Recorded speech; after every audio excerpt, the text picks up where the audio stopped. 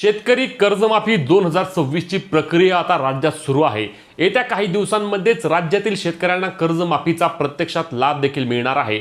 यामध्ये जे शेतकरी थकबाकीमध्ये आहेत त्यांना जास्तीत जास्त 2 लाखांपर्यंतची कर्जमाफी आणि जे शेतकरी रेग्युलर आहेत म्हणजे कर्ज नवे जुने करतात त्यांना 50,000 रुपये प्रोत्साहनपर अनुदान स्वरूपात मिळणार आहेत।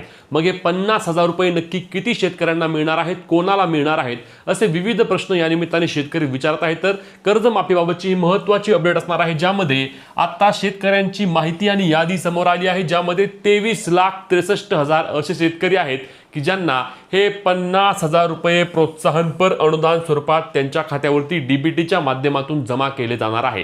मग यामध्ये हे 23,63,000 शेतकरी कोण आहेत आणि यामध्ये तुमचे नाव आहे का नाही हे तुम्हाला कसे समजणार, त्यासोबत या 50,000 रुपये अनुदानासाठी तुम्हाला काय करावे लागणार, ही ई-केवायसी ची नक्की काय भानगड आहे, असे विविध प्रश्न या निमित्ताने शेतकरी विचारत आहेत। चला या सर्व प्रश्नांची उत्तरे जाणून घेण्याचा प्रयत्न करूया, परंतु त्याआधी अशाच कामाच्या माहितीसाठी आणि पुढीलही सर्व योजनांच्या अपडेटसाठी आपल्या हक्काच्या पेजला फॉलो आणि तेवढ्याच हक्काने चॅनलला सबस्क्राइब करायला विसरू नका, जेणेकरून योजनेसंदर्भातील पुढीलही सर्व अपडेट तुमच्यापर्यंत सर्वात आधी आणि सर्वात योग्य पद्धतीने पोहोचवण्याचे काम आपण आपल्या पेज आणि चॅनलच्या माध्यमातून शेतकरी मित्रांनो सतत करत असतो। तर यातील सर्वात महत्त्वाचा पहिला मुद्दा म्हणजे लक्षात घ्या, 50,000 रुपये अनुदान मिळणार आहे का, तर मिळणार आहे।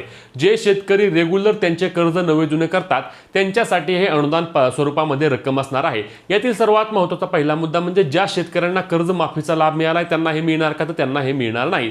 जे शेतकरी रेग्युलर त्यांचे कर्ज नवे जुने करतात त्यांना हे पैसे मिळणार आहेत। यामध्ये अटी काय, मग सर्वांनाच मिळणार का? समजा एखादा म्हणेल की मागील वर्षी कर्ज घेतले होते, आता नवे जुने केले आहे, मग मला हे 50,000 रुपये अनुदान मिळणार का, तर असे नाही।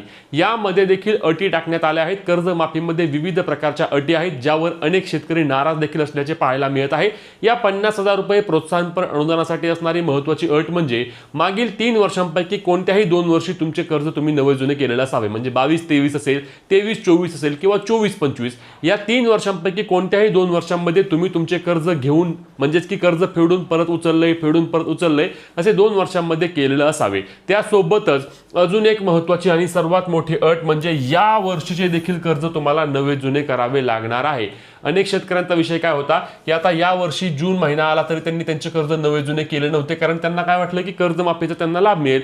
परंतु आता यामध्ये अट काय टाकली, या वर्षी तुम्ही तुमचे कर्ज नवे जुने केले पाहिजे। आता कर्ज नवे जुने करणे म्हणजे काय असतं, तर यामध्ये बघा, जर तुम्ही इतर सोसायट्या सोडून जर इतर बँकांमधून कर्ज काढले असेल, राष्ट्रीयकृत बँका असतील, खाजगी बँका असतील, तर यांना 60% व्याज असते आणि मग 60%पैकी 3% परत रिटर्न येतं, परंतु 4% व्याज तुम्हाला आकारलं जातं। पण जर सोसायट्यांमधून, जिल्हा मध्यवर्ती बँकांमधून तुम्ही कर्ज घेतलं असेल तर त्यामध्ये तुम्हाला 0% व्याज असतं, वरचं जे काही तुमचं व्याज असतं ते तुम्हाला परत त्याचा परतावा तुमच्या खात्यावरती जमा होतो। अशा पद्धतीने ही प्रक्रिया असते। मग आता ज्या शेतकऱ्यांनी या वर्षी त्यांचे कर्ज नवे जुने केले नाही किंवा पुढचे देखील वर्ष तुम्ही कर्ज नवे जुने करणार नसाल तर तुम्हाला या 50,000 रुपये अनुदानाचा लाभ मिळणार नाही। या 23,63,000 शेतकऱ्यांना देखील म्हणजेच की ही 23,63,000 शेतकरी पात्र ठरले आहेत अनुदानासाठी, पण त्यांना देखील ही एक अट आहे की तुम्ही आताच्या चालू वर्षाचे देखील कर्ज तुम्हाला नवे जुने करावे लागणार। मग तुमच्यावर समजा 2 लाख कर्ज आहे, 2.5 लाख कर्ज आहे, 3 लाख कर्ज आहे, जे काही कर्ज असेल तुमचे ते कर्ज तुम्हाला नवे जुने करावेच लागेल, त्याचं वरचं व्याज तुम्हाला भरावंच लागेल, मगच तुम्हाला हे 50,000 रुपये प्रोत्साहनपर अनुदान स्वरूपात मिळणार आहे। आणि म्हणूनच जे शेतकरी या निकषांमध्ये पात्र ठरतील त्यांनाच हे 50,000 रुपये अनुदान मिळणार आहे। आणि यात सर्वात महत्त्वाची बाब म्हणजे अजून एक महत्त्वाची माहिती आहे की सध्या जी कर्जमाफी होईल या कर्जमाफीमध्ये थकबाकीदारांना पहिले प्राधान्य आहे। म्हणजे ज्यांना 2 लाखांची कर्जमाफी मिळायची आहे त्यांना आधी प्राधान्य दिलं जाईल। सरकार आधी त्यांचं बजेट भागवल आणि मग जे 50,000 रुपये प्रोत्साहनपर अनुदान स्वरूपात द्यायचं आहे त्यांचा नंबर येईल। म्हणजेच कदाचित जे प्रोत्साहनपर अनुदानवाले शेतकरी आहेत त्यांना पुढील 1-2 महिने देखील थांबावे लागू शकते, असं देखील बोललं जात आहे। खरं पाहायला गेलं तर दरवर्षी म्हणजेच की जेव्हा कर्जमाफी होत आहे त्या प्रत्येक वेळी ह्या रेग्युलर शेतकऱ्यांवर नक्कीच अन्याय होत आहे, हे वारंवार प्रामुख्याने जाणवते। म्हणजेच की एकतर कर्जमाफी होती 2 लाखाची, प्रोत्साहनपर अनुदान मिळते 50,000 रुपये, ते देखील आधी कर्जमाफी होते आणि हे रेग्युलर शेतकरी आहेत त्यांना उशीर होतो, त्यांना 1 वर 2 वर 3 वर 4 वर याद्या येतात। त्या याद्यांमध्ये त्यांचे नाव आल्यानंतर त्यांना ई-केवायसी करावी लागते। ई-केवायसी केल्यानंतर कित्येक दिवसांनी त्यांच्या खात्यावरती हे 50,000 रुपये जमा होतात।